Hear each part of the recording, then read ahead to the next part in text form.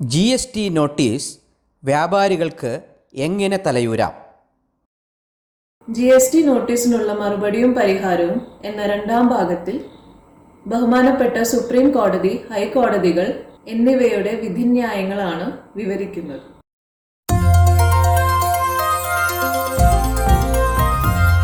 GSTയിലെ input tax credit റിട്ടേണിലൂടെ 2017-18 മുതൽ എല്ലാവരും എടുത്തുകൊണ്ടിരിക്കുകയാണ്.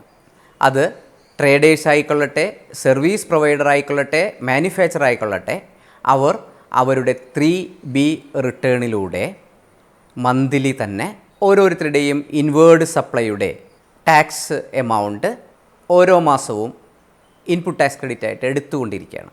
ഇപ്പോൾ വിശദമായ സ്ക്രൂട്ടണി വന്നുകൊണ്ടിരിക്കുന്നു. അപ്പോൾ തീർച്ചയായും അടുത്ത ദിവസങ്ങളിൽ നോട്ടീസുകൾ വന്നിട്ടുണ്ട് പലർക്കും. ഇനിയും ധാരാളം നോട്ടീസുകൾ വന്നുകൊണ്ടിരിക്കും. ബൊണാഫൈഡ് ട്രാൻസാക്ഷൻസ്, ബൊണാഫൈഡ് അസസീസ് അവരെ ഈ പ്രശ്നങ്ങളിൽ നിന്നും ഒഴിവാക്കാൻ വേണ്ട നടപടികൾ എടുക്കുന്നത് തന്നെയാണ് ഉത്തമം. 2020-21 മുതൽ വളരെ വിശദമായ സ്ക്രൂട്ടണി നടത്തുന്നത് തന്നെയാണ് നല്ലത്. കാരണം ഈ 7/2021 സർക്കുലറിൽ തന്നെ പറയുന്നുണ്ട്, ഓരോ സമയത്തും തത്സമയത്ത് കൺകറൻറ്റ് ബേസിൽ റിട്ടേൺ പരിശോധിക്കുകയാണെങ്കിൽ എന്തെങ്കിലും പ്രശ്നമുണ്ടെങ്കിൽ അതാത് മാസമോ അടുത്ത മാസമോ തൊട്ടടുത്ത മാസങ്ങളിലോ ഒക്കെ പരിഹരിക്കാൻ പറ്റുമല്ലോ എന്നതുകൊണ്ട് ആണ് ഇങ്ങനെ ഒരു സർക്കുലർ പുറപ്പെടുവിക്കുന്നത് എന്നുകൂടി പറയുമ്പോൾ തീർച്ചയായും 19-20 വരെയുള്ള കാലഘട്ടത്തെ GSTയുടെ ആദ്യ ദിനങ്ങളായി ഒരു നിയമം ഇംപ്ലിമെൻറ്റ് ചെയ്യുമ്പോൾ വരുന്ന പരിമിതികൾ മനസ്സിലാക്കി അതിൽ ബൊണാഫൈഡ് ട്രാൻസാക്ഷൻസ്, ജെനുവിൻ അസസീസ്, അബദ്ധം പറ്റിയവർ അവരെയെല്ലാം ഇതിൽ നിന്ന് ഒഴിവാക്കുകയും തട്ടിപ്പ് നടത്തണമെന്ന ഗൂഢാലോചനയുടെ ഭാഗമായി പ്രശ്നങ്ങൾ ഉണ്ടാക്കുന്നവരെയോ അത്തരം ആളുകളെ മാത്രം തെരഞ്ഞു പിടിച്ച് അവരുടെ മാത്രം വിശദമായ ഇൻവെസ്റ്റിഗേഷൻ നടത്താവൂ എന്ന ഒരു നിർദ്ദേശത്തോടെ ഞാൻ എങ്ങനെ ഇത്തരം നോട്ടീസുകളെ അഭിമുഖീകരിക്കും എന്ന് വിശദീകരിക്കാം. ഇൻപുട്ട് ടാക്സ് ക്രെഡിറ്റ് അങ്ങനെ നിസ്സാരമായിട്ട് നിഷേധിക്കാൻ പറ്റില്ല. സെക്ഷൻ 16(2) പറഞ്ഞേക്കണ 4 കണ്ടീഷനിൽ ഒരു കണ്ടീഷൻ സപ്ലയർ പേയ്മെൻറ്റ് സർക്കാരിലേക്ക് അടച്ചിരിക്കണം എന്നുള്ളതാണ്. അതിന് സ്ട്രോങ് ആയിട്ടുള്ള ഗ്രൗണ്ടും ഉണ്ട്. പക്ഷേ ആക്റ്റിൽ എന്തു പറഞ്ഞാലും ആക്റ്റിൽ പറഞ്ഞേക്കണ കാര്യങ്ങൾ സുപ്രീം കോടതിയുടെ ഒബ്സർവേഷന് വിരുദ്ധമാകരുത്.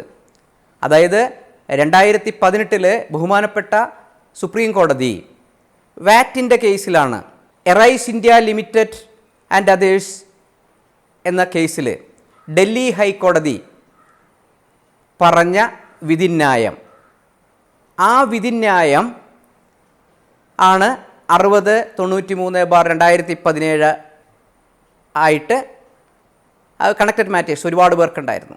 അതിൽ സപ്ലയർ അപ്ലോഡ് ചെയ്തിട്ടില്ല, പേയ്മെൻ്റ് അടച്ചിട്ടില്ല, ഇൻപുട്ട് ടാക്സ് ക്രെഡിറ്റ് വാറ്റ് പീരീഡിൽ എടുത്തത് അനുവദിച്ചുകൊണ്ട് സപ്ലയറും ഇവരുമായിട്ട് അവർക്ക് സപ്ലയറുടെ മേൽ സ്വാധീനമില്ല, അവർ ഇൻവോയ്സ് പ്രൊഡ്യൂസ് ചെയ്തിട്ടുണ്ട്, നിയമാനുസൃതമായ ബാക്കി കാര്യങ്ങൾ ചെയ്തിട്ടുണ്ട്, ഇൻവോയ്സ് അനുസരിച്ച് ഇൻപുട്ട് ടാക്സ് ക്രെഡിറ്റ് വേണം കൊടുക്കണമെന്ന് ഡൽഹി ഹൈക്കോടതി പറഞ്ഞു. അന്ന് ഡൽഹി ടാക്സേഷൻ ഡിപ്പാർട്ട്മെൻറ്റ് സുപ്രീം കോടതിയിൽ SLP ഫയൽ ചെയ്തു. SLPയുടെ നമ്പർ 36-750/2017. അത് 10/1/2018 ഡൽഹി ഹൈക്കോടതിയുടെ വിധി ശരിവെച്ചുകൊണ്ട് ഗവൺമെൻറ്റിൻ്റെ SLP തള്ളി.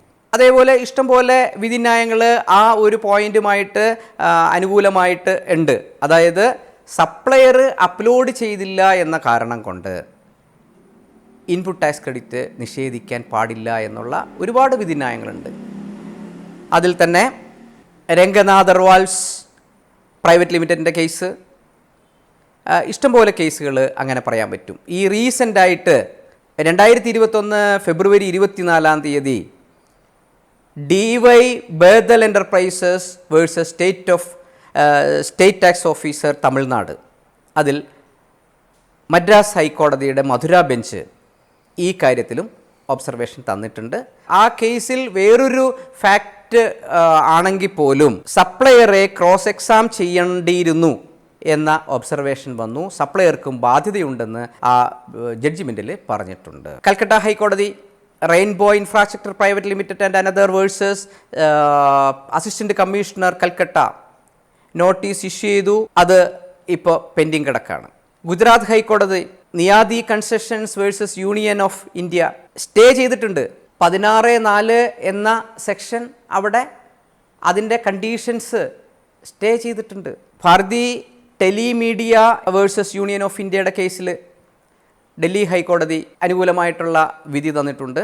ശ്രീ വിനായകയുടെ കേസിൽ വാറ്റ് പീരീഡിൽ 2013 നല്ല വിധി ഇതുമായി ബന്ധപ്പെട്ട് ഉണ്ടായിട്ടുണ്ട്. ഈ കാര്യങ്ങളെല്ലാം നല്ല രീതിയിൽ അവതരിപ്പിച്ചുകൊണ്ട് ഡീറ്റെയിൽഡായിട്ടുള്ള ഒരു റിപ്ലൈ കൊടുത്ത് ഇത്തരം കാര്യങ്ങളിൽ അനുകൂലമായി ഇത് അവസാനം ഒരുപക്ഷെ ഇപ്പോൾ നമ്മൾ ആ നോട്ടീസ് അനുസരിച്ച് പൈസയൊക്കെ അടച്ചു, കുറച്ച് കഴിയുമ്പോൾ ബഹുമാനപ്പെട്ട ഹൈക്കോടതികളോ സുപ്രീം കോടതിയോ അനുകൂലമായ ഒരു വിധി ഡീലർക്ക് അനുകൂലമായി വന്നാൽ ഈ അടച്ച കാശൊക്കെ പോയില്ലേ? ഈ ടൈം ലിമിറ്റ് പല കാര്യങ്ങൾ കൊണ്ടും റിസ്ട്രിക്റ്റ് ചെയ്യാൻ നിയമ തടസ്സമുണ്ട് എന്നതാണ് ഒരു ടാക്സ് പ്രൊഫഷണൽ എന്നുള്ള നിലയിൽ എൻ്റെ വിലയിരുത്തൽ. ഈ ഡോക്ട്രിൻ ഓഫ് ഇമ്പോസിബിലിറ്റി എന്ന ഒരു അവസ്ഥ ബഹുമാനപ്പെട്ട സുപ്രീം കോടതി പല കേസുകളിലും പറഞ്ഞിട്ടുണ്ട്. അതായത് 2 കാര്യം: ഒന്ന് ടൈം ലിമിറ്റ്, 2 16(2) പറഞ്ഞേക്കണ ഒരു കണ്ടീഷൻ സപ്ലയർ റിട്ടേൺ അപ്ലോഡ് ചെയ്യുകയും ടാക്സ് അടയ്ക്കുകയും ചെയ്യണം. റിട്ടേൺ അപ്ലോഡ് ചെയ്യണമെന്ന് പറഞ്ഞിട്ടില്ല, ടാക്സ് അടയ്ക്കണമെന്നാണ് പറഞ്ഞേക്കണേ. സപ്ലയർ ടാക്സ് അടയ്ക്കണം എന്ന ഒരു കണ്ടീഷൻ ഒരു സാധാരണ ബിസിനസ്സുകാരൻ പർച്ചേസ് ചെയ്യുമ്പോൾ അയാൾ പർച്ചേസ് ചെയ്യുന്നു, അയാൾ ടാക്സ് കൊടുത്ത് ഇൻവോയ്സ് വാങ്ങുന്നു, പേയ്മെൻറ്റ് ഓൺലൈനിൽ അടയ്ക്കുന്നു, എല്ലാ രേഖകളും സൂക്ഷിക്കുന്നു, സാധനം എത്തിയിട്ടുണ്ട്. അങ്ങനെ ഉള്ള അവസ്ഥയിൽ അയാൾക്ക് അദ്ദേഹം ടാക്സ് അടച്ചോ എന്നുള്ളതിന് എന്ത് കൺട്രോളുണ്ട്? ആ ഒരു അവസ്ഥയെയാണ് ലീഗൽ മാക്സിം ആയിട്ട് പറയുന്നത് ലെക്സ് നോൺ കോഗിറ്റ് അഡ് ഇമ്പോസിബിലിയ എന്നാണ് അതിൻ്റെ ലീഗൽ മാക്സിം. അതിനെ ചുരുക്കി ഡോക്ട്രിൻ ഓഫ് ഇമ്പോസിബിലിറ്റി. മറ്റൊരാളുടെ മേൽ എനിക്ക് നിയന്ത്രണമില്ലാത്ത കാര്യങ്ങൾ എനിക്ക് പാലിച്ചാലേ ടാക്സിൻ്റെ ബെനഫിറ്റ് കിട്ടുള്ളൂ എന്ന് പറയുന്നത് ഫിസ്ക്കൽ ലോയിലെ സാമ്പത്തിക നിയമത്തിൽ അത് ഒട്ടും ഭൂഷണമല്ല.